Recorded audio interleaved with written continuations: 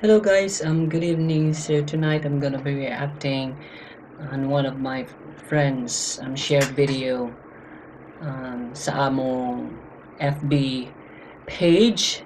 So it's a report,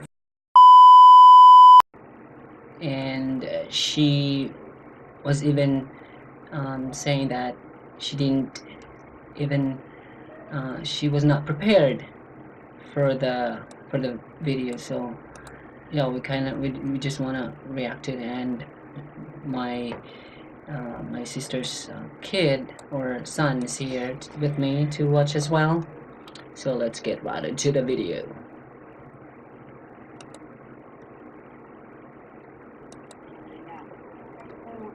Ako ginganan ko niya buhikat. Ginganan pa ko niya bahog bilak. Kay ni ko na siya sa utin sa kumbana, baho ko no bilak.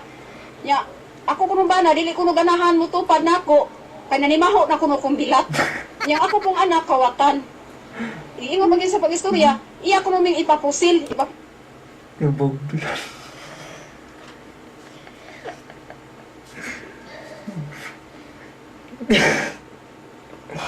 Stress ko sa Patay ko may paminduha.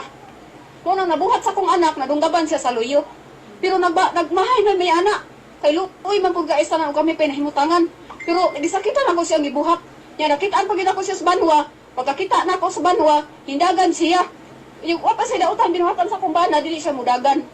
O nya niingon pag siya pagsulti, pagtsupa ko niya sa utin sa kumbana, baho ko na duga. Baho ko no kog bilak ingon sa bayot.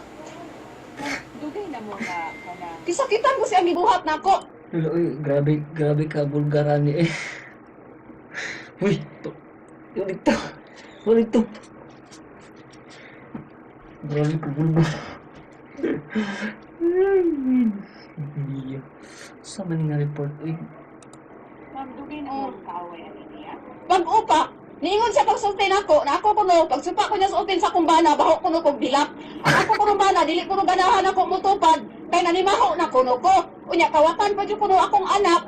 Iya kuno kong ipapatay, iya kuno kong ipapusil sa mga tao. Ma'am, tinuod ma'am na ikaw nagsugo sa mga anak na. Pamutan ang akong anak. Kana, Pero sa imo nga ma'am, wa jud ko magsugo sa akong anak. Siya nag-istorya nako, ma. Ayaw lang kabalaka anak ma. May panahon na makabaos ko. Kay ikaw gidaog-daog kag istorya anang tawhana. oo. Salamat ha.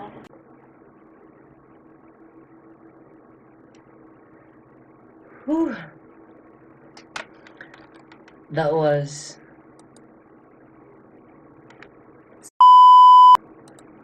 Uy, grabe siya do. Wala malay sensor.